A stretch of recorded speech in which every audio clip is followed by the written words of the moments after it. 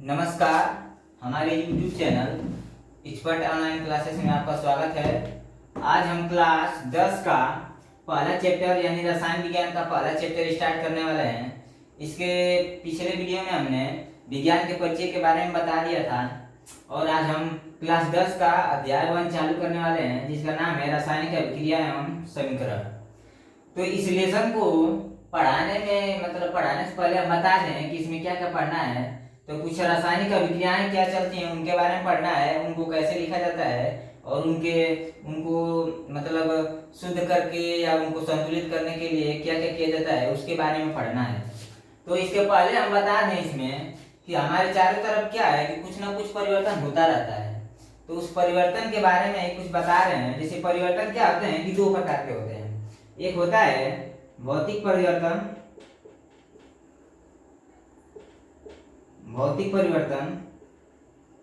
और एक होता है रासायनिक परिवर्तन।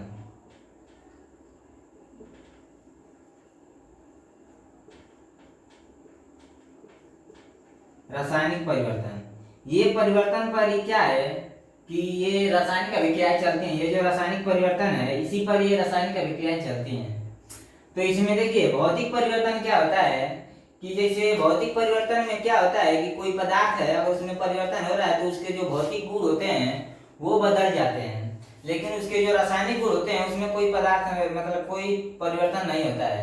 जैसे पदार्थ का रासायनिक गुण है वैसे ही रहता है, लेकिन उसके भौतिक गुण बदल जाते हैं। जैसे पानी है, अगर पानी को आप बहुत ज्यादा 0 डिग्री टेम्परेचर पर करेंगे तो पानी क्या होता है कि जमने लगता है।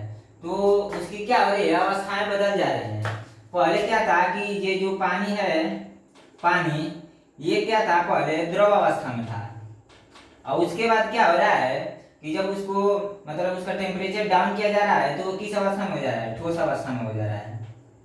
और वही जब बहुत ज्यादा टेम्परेचर बढ़ा दिया जाए तो क्या होता है, गैस अवस्था में परिवर्तन होने लगता है।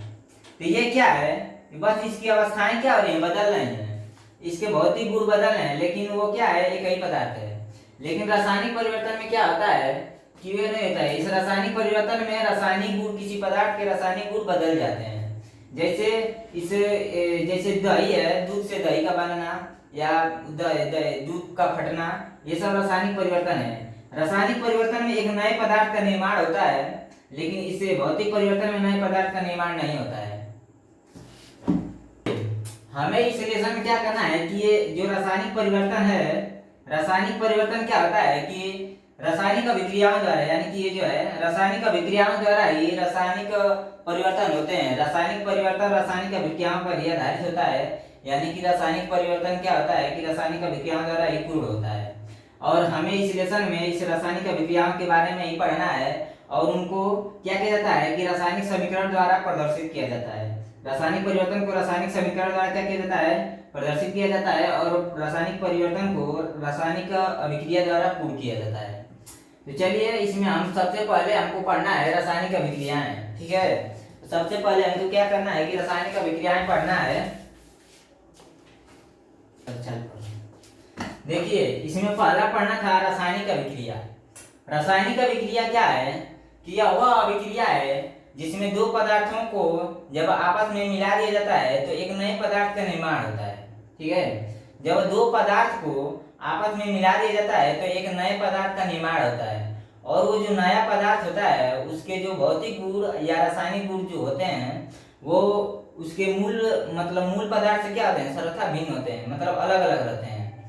यानी कि ये रासायनिक अभिक्रिया क्या है कि रासायनिक अभिक्रिया वह अभिक्रिया जिसमें दो पदार्थों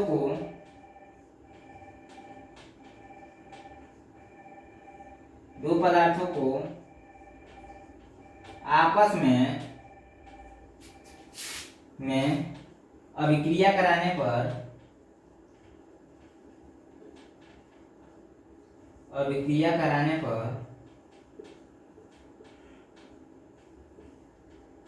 एक नए पदार्थ का निर्माण होता है।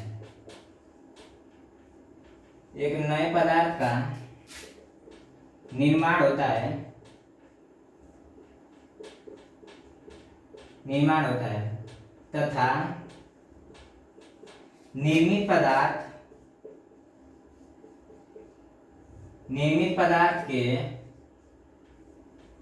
पदार्थ के भौतिक तथा रासायनिक गुण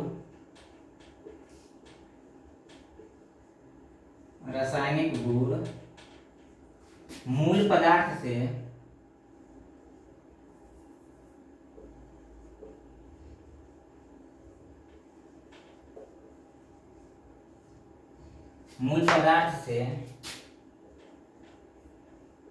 सर्वथा भिन्न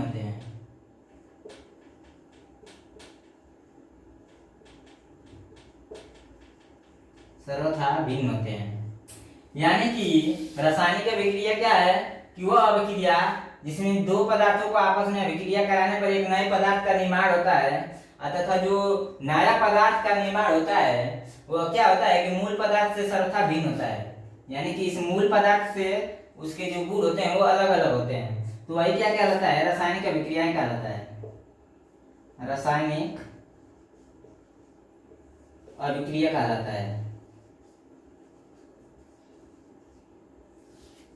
अभिक्रिया कहलाता है। जैसे देखिए, मान लीजिए जैसे हम दो पदार्थ ले लें, जैसे मान लीजिए कि एक मैग्नीशियम है और एक ले लें ऑक्सीजन को ले लें, ठीक है। एक मैग्नीशियम को ले लें, एक ऑक्सीजन को ले लें। इनका जब आपस में अभिक्रिया कराते हैं तो मैग्नीशियम ऑक्साइड का निर्माण होता है, यानी कि MgO। ये O2 होता है, तो इसको संतुलित भी करना रहता है। मतलब इसके आगे बताया जाएगा कि समीकरण को कैसे संतुलित किया जाता है। यह समीकरण है, रासायनिक समीकरण, और यह क्या है, रासायनिक अभिक्रिया है। तो इसमें क्या करें, O2 है, इसमें अगर हम दो से ऐसे 2Mg + O2 यानी कि MgO, 2MgO। यानी कि रासायनिक समीकरण को संतुलित करने के लिए हम आगे बताएंगे। लेकिन ये क्या है कि देखिए, एक मैग्नीशियम है और ये ऑक्सीजन है, मिलकर क्या कर दिए, मैग्नीशियम ऑक्साइड बना दिए हैं। यानी कि ये जब दो पदार्थ आपस में मिले हैं, एक नए पदार्थ का निर्माण किए हैं, यही क्या है, यह रासायनिक समीकरण है। और यह समीकरण पूरा क्या कहलाता है, रासायनिक अभिक्रिया कहलाता है। यानी कि इसको उत्पाद भी बोला जाता है। इसको क्या बोला जाता है, उत्पाद है यह। और यह क्या है, अभिकर्मक है। अभिकर्मक है। यानी कि रासायनिक अभिक्रिया में क्या होता है कि एक उत्पाद होता है, एक अभिकर्मक होता है। देखिए, इसमें अब क्या है कि रासायनिक अभिक्रिया हो गई है। अब उस रासायनिक अभिक्रिया को कैसे पहचाना जाए, तो उस रासायनिक अभिक्रिया की पहचान कैसे की जाती है, तो उसकी पहचान कुछ परीक्षणों द्वारा की जाती है। जैसे रासायनिक अभिक्रिया की पहचान रासायनिक अभिक्रिया की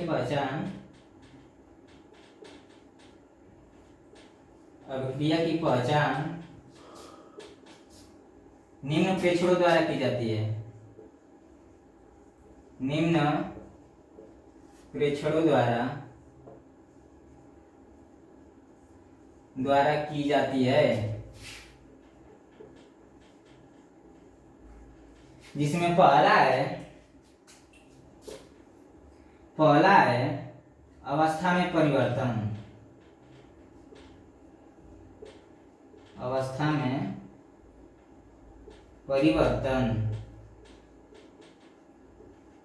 दूसरा है, एक हो गया अवस्था में परिवर्तन, दूसरा हो गया रंग में परिवर्तन। उसका रंग कैसे, मतलब उसका रंग भी क्या होगा, बदलने लगेगा। तीसरा है ताप में परिवर्तन।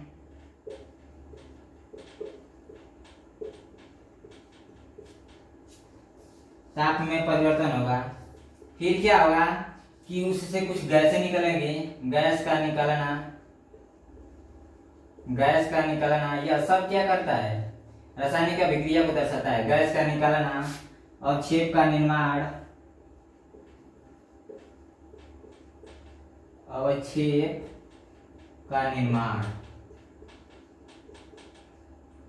यानी कि ये जो 5 हैं, इसके द्वारा हम क्या करते हैं, किसी रासायनिक अभिक्रिया की पहचान कर सकते हैं। जैसे किसी अवस्था में क्या होगा कि अगर कोई रासायनिक अभिक्रिया चल रही होगी तो उसकी जो अवस्था होगी उस अवस्था में भी परिवर्तन हो जाएगा, उसका जो रंग होगा रंग भी बदलने लगेगा, उससे कुछ क्या होगी गैसें बाहर निकलने लगेंगी, जो टेम्परेचर होगा वो भी क्या होगा बदलेगा, और ये जो क्या है उससे गैस निकलेंगे और फिर क्या होगा कुछ निर्माण होगा और शेप उसका कुछ क्या होगा लास्ट में प्राप्त होगा। तो इसके द्वारा हम क्या कर सकते हैं रासायनिक अभिक्रिया की पहचान कर सकते हैं। इसके द्वारा हम ये गैस का निकलना भी क्या करता है, इसका ये मेन होता है कि अगर कोई अभिक्रिया चलती है तो रासायनिक क्या करता है गैस से निकलता है और ये अवक्षेप भी क्या होता है प्राप्त होता है। तो हो गया ये रासायनिक अभिक्रिया की पहचान हम इन पांच मतलब 5 प्रेक्षणों से कर सकते हैं। गैस का निकलना सॉरी यहाँ पर ये निकलना होगा मतलब गैस का निकलना, ये गैस का निकलना, अवक्षेप का निर्माण, ताप में परिवर्तन, अवस्था में परिवर्तन, रंग में परिवर्तन, इन सब के द्वारा हम रासायनिक अभिक्रिया की पहचान कर सकते हैं। उसके बाद क्या होता है रासायनिक अभिक्रिया की पहचान के बाद आता है एक आता है रासायनिक समीकरण। ठीक है रासायनिक समीकरण। तो चलिए रासायनिक समीकरण यानी कि रासायनिक समीकरण क्या होता है कि जो रासायनिक अभिक्रिया होती है उसमें जो पदार्थ भाग लेते हैं उन भागों के प्रतीकों को या सूत्रों को संक्षिप्त रूप में प्रदर्शित करना है क्या कहलाता है रासायनिक समीकरण कहलाता है। यानी कि वो जो रासायनिक अभिक्रियाएं चलती हैं उसमें जो भी पदार्थ भाग लेते हैं उनका जो प्रतीक होता है या उनका जो संक्षिप्त रूप मतलब सूत्र होते हैं उनको क्या कहते हैं संक्षिप्त रूप में लिखकर प्रदर्शित किया जाता है, तो वही क्या कहलाता है रासायनिक समीकरण कहलाता है। रासायनिक समीकरण क्या होता है रासायनिक अभिक्रिया में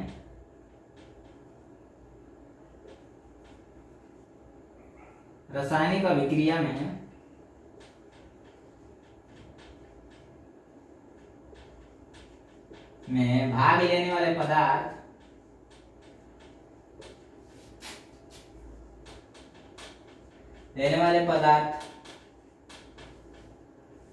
पदार्थों के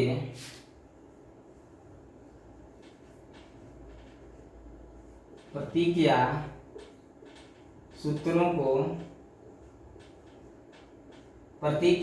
का संक्षिप्त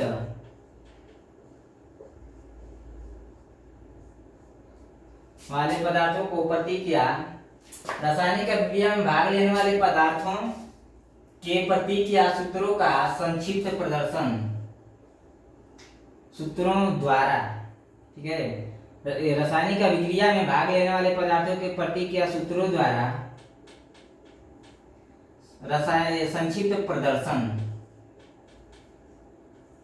संक्षिप्त प्रदर्शन रासायनिक समीकरण कहलाता है। रासायनिक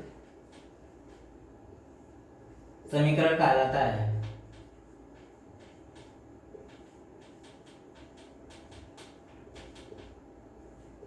रासायनिक समीकरण कहलाता है।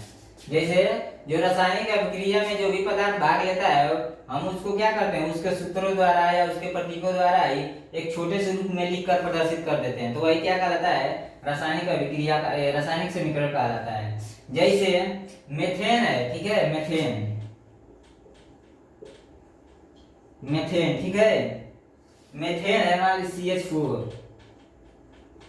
मेथेन को अगर हम ऑक्सीजन की उपस्थिति में दहन करें तो क्या करता है मेथेन को अगर हम ऑक्सीजन की उपस्थिति में दहन करेंगे तो एक तो जल प्राप्त होगा और दूसरा क्या होगा कार्बन डाइऑक्साइड प्राप्त होता है। दूसरा कार्बन डाइऑक्साइड प्राप्त होता है। ये यानी कि जब मेथेन को वायु की उपस्थिति में गर्म करते हैं तो कार्बन डाइऑक्साइड तथा जल प्राप्त होता है। एक कार्बन डाइऑक्साइड प्राप्त होता है और एक जल प्राप्त होता है। इसको हम क्या करेंगे रासायनिक समीकरण द्वारा हम लिखकर अभी दिखा रहे हैं। ठीक है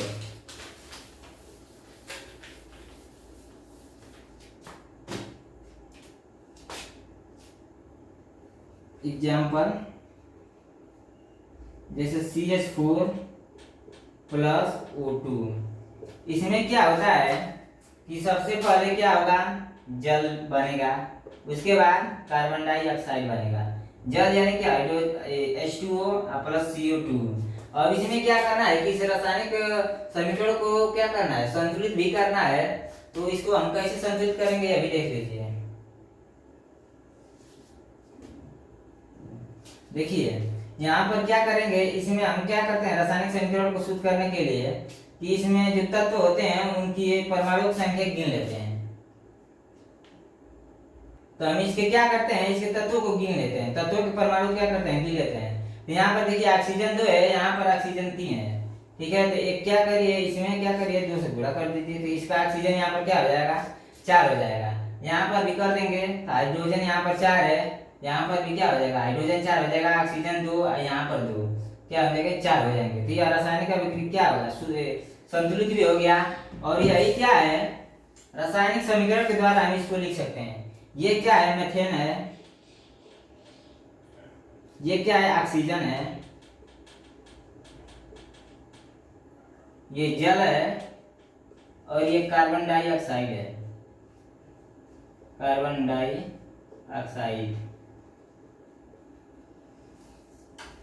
कार्बन डाइऑक्साइड। तो ये हो गया रासायनिक समीकरण। अब इसके आगे हम अगले वीडियो में पढ़ेंगे, मतलब इसके आगे क्या है रासायनिक समीकरण लिखने की जो विधि है उसके बारे में अगले वीडियो में हम पढ़ेंगे। धन्यवाद।